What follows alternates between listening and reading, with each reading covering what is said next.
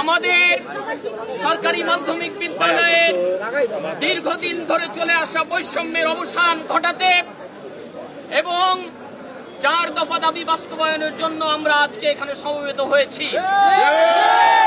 আপনারা জানেন সেই 1973 সাল থেকে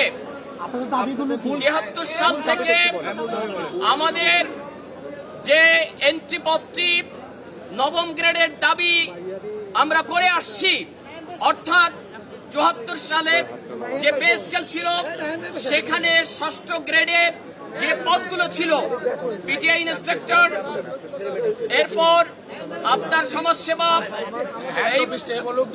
সাব ইন্সপেক্টর, সাব রেজিস্ট্রার ইত্যাদি পদগুলি পারস্পরিক বদলিযোগ্য পদ থাকার পরেও ওই পদগুলি সবই আপগ্রেড করা হয়েছে।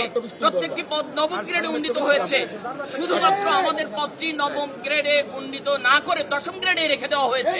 দুর্ভাগ্যজনক হলেও সত্য যে আমাদের এই পদটিকে 10ম গ্রেডে রাখা হয়েছে, অথচ আমরা স্নাতকধারী, স্নাতকোত্তরধারী, বিএড এমএডধারী, যেটা সরকারি কলেজের শিক্ষকগণও সেম ক্যাটাগরিতে আছেন, বাট বিএড এমএড তাদের অতিরিক্ত যোগ্যতা নাই। সঙ্গত কারণে, যৌক্তিক কারণে এবং দীর্ঘদিনের বঞ্চনার জায়গা থেকে আমরা মুক্তির জন্য নবম গ্রেডের দাবিতে এখানে এসেছি। নবম গ্রেডের দাবি বাস্তবায়ন ছাড়া আমরা ঘর ছেড়ে যাব না। অনেকে ভাবে যে শিক্ষকতা পেশায় ওনারা গ্রেড উন্নয়ন কেন চাচ্ছেন, বা আমাদের এই যে আমাদের শিক্ষার্থীদের আজকে আমরা কেন পরীক্ষার জন্য। বিষয়টা হচ্ছে মূলত শিক্ষকতা পেশার মানে মাধ্যমিক শিক্ষার প্রাণ হচ্ছে শিক্ষক, এবং শিক্ষকরা যদি ভালো না থাকে তাহলে এই পেশাটা কখনোই আমাদের শিক্ষার্থীদের ভালো কিছু সার্ভিস দিতে পারবো না। অধিদপ্তর আলাদা হবে বা যাই হোক, কিন্তু শিক্ষকদের গ্রেডের এবং আর্থিক এবং মানসিক যে দুইটা বিষয়, এই দুইটা বিষয় যদি উন্নতি না হয় তাহলে শিক্ষাক্ষেত্রে কখনোই উন্নতি বা বিপ্লব সাধন করা যাবে না। আমরা অলরেডি আমাদের কর্মসূচি দেওয়া হয়েছে, 1 তারিখ থেকে আমরা কমপ্লিট শাটডাউন।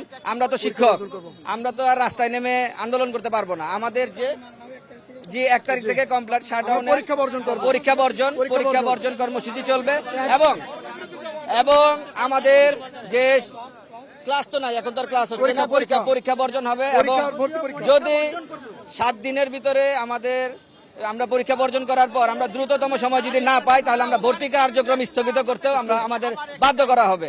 এটা আমরা বাধ্যতা চাচ্ছি না। আমরা চাচ্ছি আমাদের শিক্ষার্থীদের ভবিষ্যৎ, শিক্ষকদের ভবিষ্যৎ উভয়ই সুরক্ষিত থাকুক।